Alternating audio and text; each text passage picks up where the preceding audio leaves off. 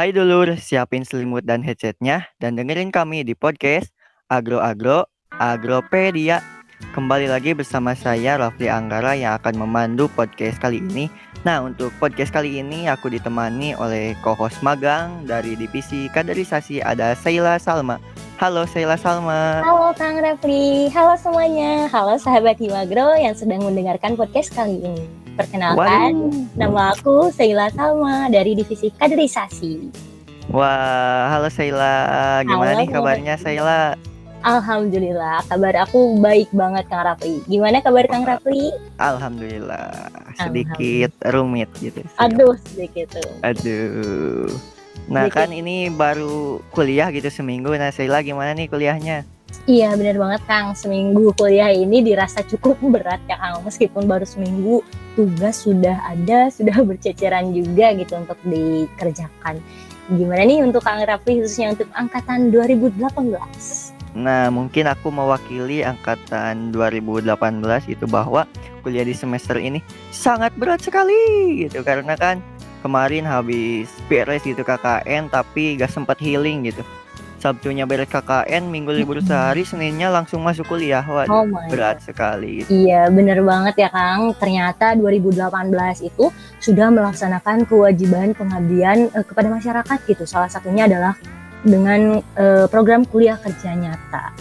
Wah, gimana nih Kang Rafli untuk berbicara mengenai KKN si 2 SKS penuh kenangan ini dan katanya sih bikin nuansana baru di kehidupan Kang gitu.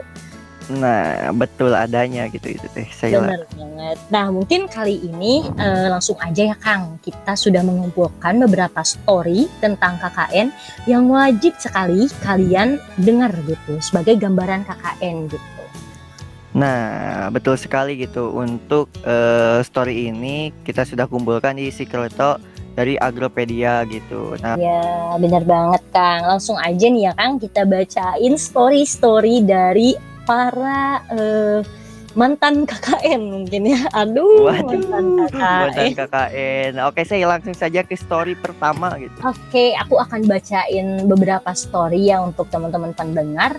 Yang pertama ini ada pesan dengan anonim tentunya. 2 SKS berhasil membawaku ke dalam pelukan orang yang selama ini aku kira tidak mungkin untuk bersama lagi. Wow. Waduh. Berat sekali ya memang. Berat. KKN-nya bikin balikan gitu. Wah. Iya, ternyata pasti orang itu sangat bahagia sekali gitu ya. Bahagia sekali.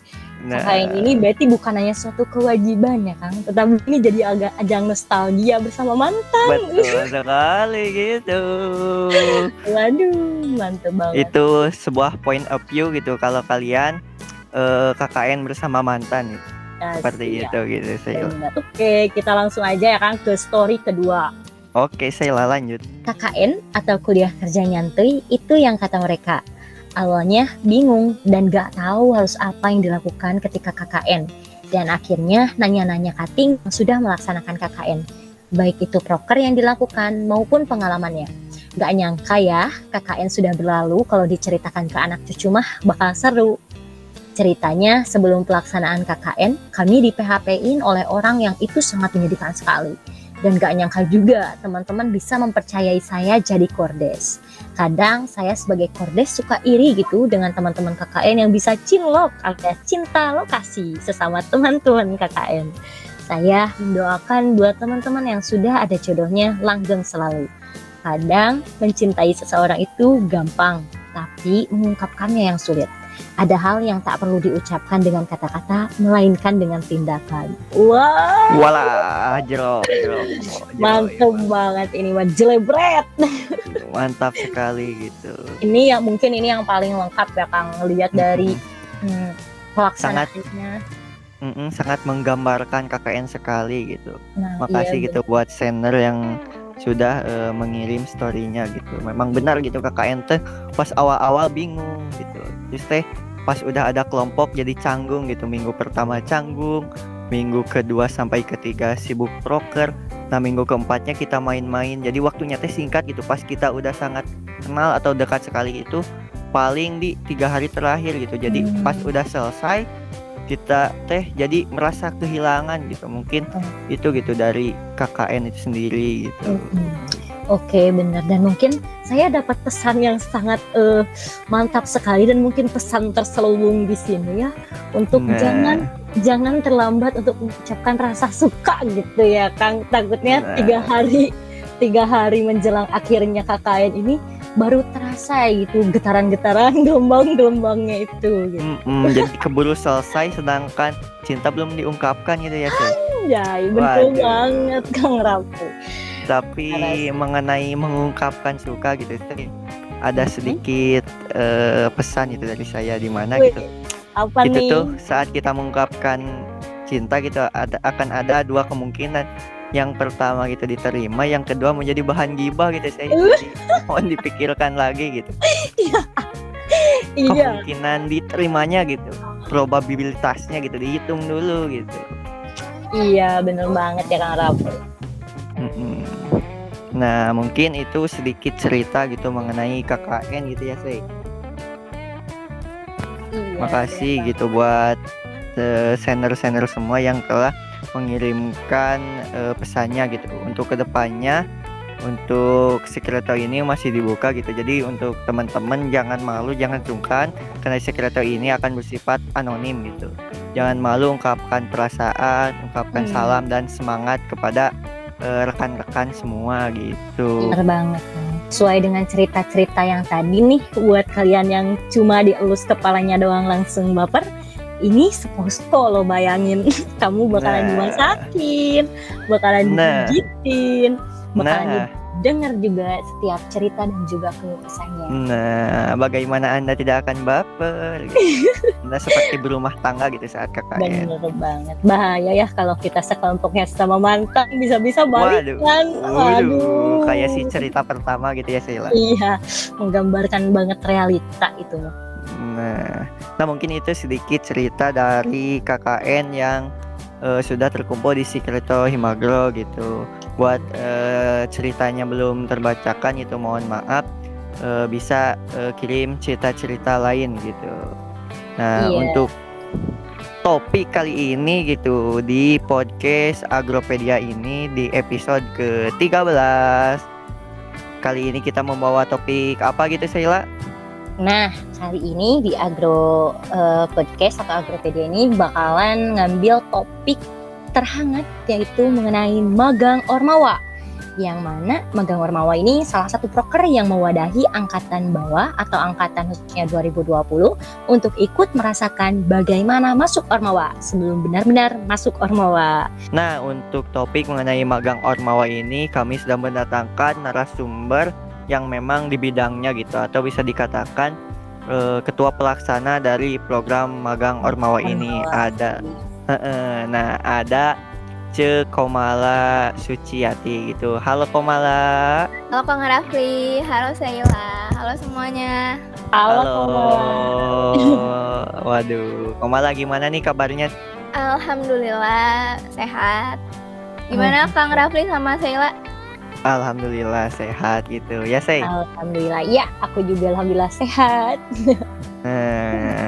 Program magang Ormawa gitu, ada beberapa mungkin pertanyaan gitu yang akan dimuat pada podcast kali ini gitu ya, Sheila. Iya, benar banget Kang Rafli. Mungkin langsung aja ya Kang Rafli. Tadi sesuai dengan yang Kang Rafli bicarakan gitu, akan ada beberapa pertanyaan ya Cekomala untuk topik daripada magang Ormawa ini. Saya mau bacain pertanyaan pertama untuk Cekomala. Ceritain dong Cekomala, gimana program magang Ormawa periode kali ini, kayak misalnya kegiatannya gitu. Oke, untuk magang Ormawa di Himagro periode ini tentunya nanti akan diawali dengan grand opening. Untuk materi di grand opening, teman-teman 2020 sebagai peserta akan dijelaskan secara spesifik mengenai divisi yang mereka minati itu di dalamnya seperti apa, proker dan kegiatannya apa aja. Lalu setelah grand opening, teman-teman akan dibekali materi mengenai kepanitiaan di Himagro, administrasi yang kita persiapkan untuk membuat suatu acara apa aja. Selain itu, teman-teman juga bisa mengeluarkan ide-ide, saran, ataupun masukan mengenai proker-proker yang ada di Himagro. Tapi nggak cuma dikasih materi aja nih. Nanti tentunya teman-teman akan turun langsung membantu kita, pengurus Himagro mempersiapkan kegiatan untuk adik-adik 2021. Magang ini juga bisa dibilang sebagai simulasi kepengurusan di Himagro selama 1,5 bulan dari 4 September sampai maksimal 14 Oktober. Nah, kurang lebihnya kayak gitu tentang gambaran umum kegiatan magang Ormawa Himagro periode sekarang. Wah, mantap sekali gitu. Jadi untuk program magang Ormawa ini intinya gitu. Jadi kita bisa merasakan terlebih dahulu gitu bagaimana masuk ke dalam Ormawa sebelum benar-benar masuk gitu. Karena kan menurut saya sendiri gitu, mengenai masuk ke Ormawa itu merupakan pilihan yang besar gitu di dunia perkuliahan gitu ya Sheila.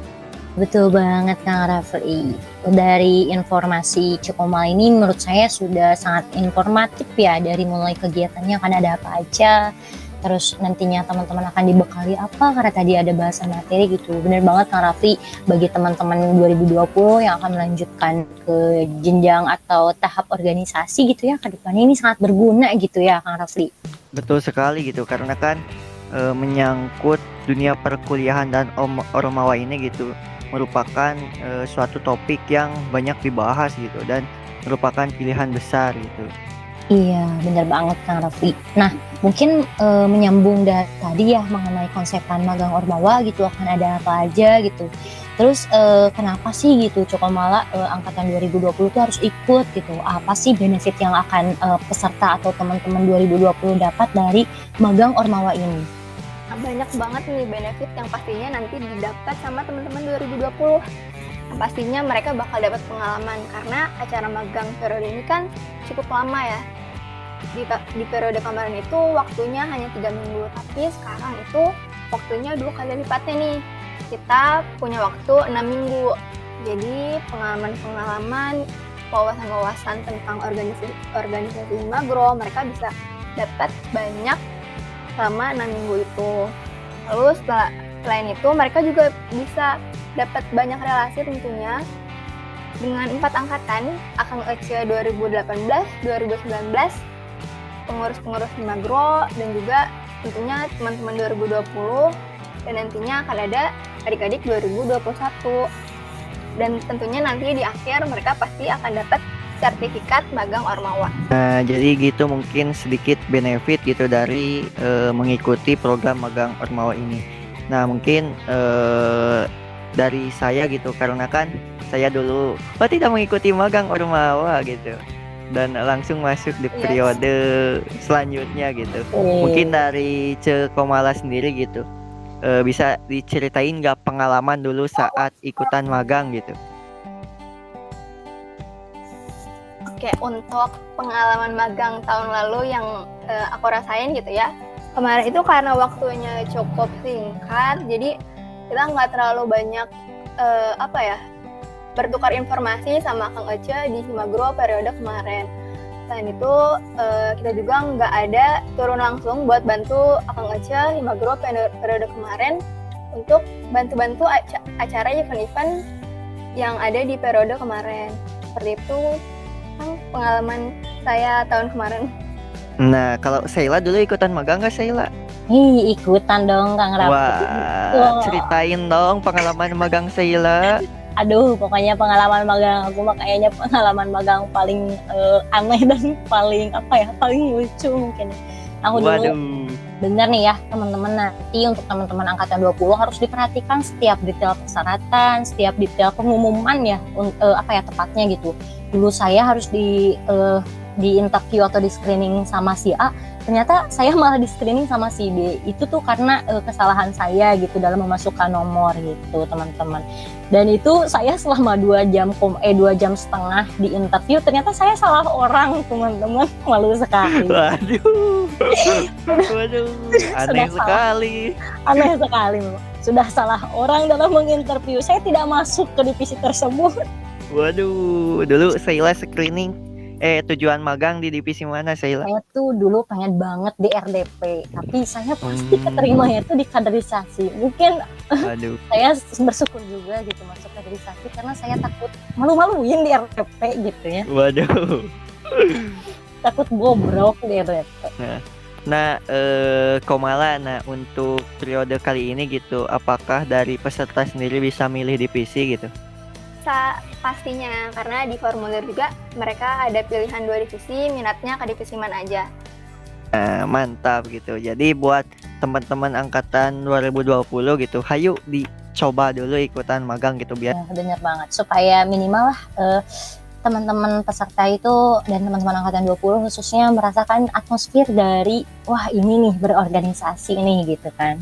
Gimana kita saling bahu-membahu, kita saling bergotong royong dalam melaksanakan setiap proker dan setiap kewajiban yang ada di organisasi. nah bagaimana mengatur sebuah event gitu. Pokoknya malah enak sekali gitu. Ya saya. Mantap, pokoknya Mantap. tidak ada dua. Nah mungkin untuk selanjutnya gitu Komala, untuk pertanyaan selanjutnya mengenai persyaratan, tahapan dan timeline dari program magang Ormawa ini gitu. Mungkin bisa sedikit dijelasin gitu kepada kawan-kawan semua gitu. Persyaratan, tahapan, dan timeline ya Kang. Oke, untuk persyaratannya yang pertama pastinya mengisi formulir. Untuk formulir ini nggak usah di print ya teman-teman, cukup diketik aja, di download terus diketik di situ. Terus untuk tanda tangannya cukup cantumin foto scan tanda tangan gitu. Jadi untuk file formulir ini nggak perlu di print dan scan. Oke, yang kedua itu mencantumkan CV. Yang ketiga mencantumkan sertifikat TOPMA. Untuk tahapan dan timeline-nya, pertama pendaftaran 25 sampai 29 Agustus 2021, lalu screening 1 sampai 2 September. Untuk screening ini tanggal 1 sampai 2 apakah nanti bakalan 2 hari gitu, selama 2 hari di screening enggak ya. Jadi selama tanggal 1 sama 2 ini nanti mereka bisa pilih mau di screening di tanggal 1 atau 2, itu nanti sesuai kesepakatan antara peserta magang sama yang screeningnya. Jadi pastinya nggak bakal ganggu jadwal kuliah. Nah betul sekali gitu, tidak memberatkan gitu ya Komala. Nah begitu Kang pastinya. Mm-mm. Oke, yang ketiga nanti akan ada grand opening magang Himagro tanggal 4 September 2021. Waduh, siap Cokomala. Terima kasih atas informasinya, sangat berguna dan sangat informatif. Untuk teman-teman perhatikan setiap alur dari persyaratan, lalu tahapan dan juga timeline-nya gitu ya teman-teman. Nantikan juga mungkin setelah beresnya tahapan persyaratan, tahapan dan juga timeline-nya gitu ya. Nanti akan ada sesi screening yang sudah tadi disebutkan barangkali sama Cokomala. Nah mungkin berbicara mengenai screening gitu, saat magang mungkin spill sedikit pertanyaan mengenai screening itu biasanya menyangkut apa aja sih gitu. Dari yang kemarin ikutan magang gitu, dari Komala ataupun dari Sheila, mungkin dari Sheila dulu gitu. Waduh, dari aku dulu ya. Sejujurnya karena dulu aku mencoba untuk magang dan mencoba untuk mendobrak sisi kemustahilan barangkali ya. Aku dulu pengen magang di RDP, tapi ternyata aku magangnya di kaderisasi. Mungkin untuk di RDP sendiri dulu aku ditanya mengenai program kerja apa aja sih yang ada di RDP. Nah ini basic banget ya teman-teman. Bagi teman-teman yang mau magang magang Ormawa gitu ya, khususnya di Himagro, teman-teman minat ke divisi tertentu itu harus mengetahui minimal mengenai program kerjanya gitu teman-teman. Nah mungkin gitu mengenai pertanyaan screening. Kalau dari Komala sendiri gitu, bisa menyepil gak spill mengenai pertanyaan tentang screening nantinya gitu, biar menjadi gambaran untuk rekan-rekan semua gitu. Oke, untuk pertanyaan mungkin nggak bisa di-spill banyak, tapi nanti akan ada pertanyaan umum, pertanyaan divisi, lalu pertanyaan tentang kepanitiaan. Mungkin ada 3 materi kayak gitu buat pertanyaan yang akan ditanyakan di screening nanti. Nah gitu pokoknya mah pertanyaannya teh yang umum-umum gitu lah, yang bagaimana kami melihat sisi lain dari rekan-rekan gitu mengenai pola pikir dan tujuan-tujuan gitu untuk mengikuti magang. Mungkin seperti itu ya. Gitu ya Sheila. Iya, betul. Nah, Insya Allah lah ya Kang Raffi, ini tidak akan sesusah ujian UTBK ataupun ujian nasional gitu untuk screening ini. Insya Allah mudah gitu ya. Oke, baik. Wah, mantap sekali ya dari Cokomala selaku penanggung jawab atau ketua pelaksana dari Magang Ormawa yang sudah menjawab beberapa pertanyaan kita tadi nih, Kang Rafli, dari mulai konsepan dari Magang Ormawa itu sendiri, lalu benefit-benefit yang akan peserta dapat, dan terakhir mengenai persyaratan, dan juga tadi ada spill-spill manja gitu ya dari kita mengenai screening untuk Magang Ormawa 2021. Nah, pokoknya mah menjadi gambaran mengenai magang Ormawa gitu nantinya. Nah, mungkin dari Cekomala sendiri, apakah ada closing statement gitu buat viewer sendiri gitu? Semangat teman-teman 2020 yang mengikuti magang, kami tunggu di Himagro. Waduh, Waduh, mantap mantap sekali gitu sekali. closing statement dari Cekomala. Nah, Iya. mungkin segitu saja podcast episode 13 kali ini. Terima Iya. kasih kepada co-host kita Sheila Salma dan Waduh, jadi narasumber malu. Komala Suciati gitu. Jangan lupa apa? Jangan lupa apa? Jangan lupa like, comment, and subscribe. Waduh, see you guys di next episode. See you Bye-bye. dulur-dulur. Bye-bye.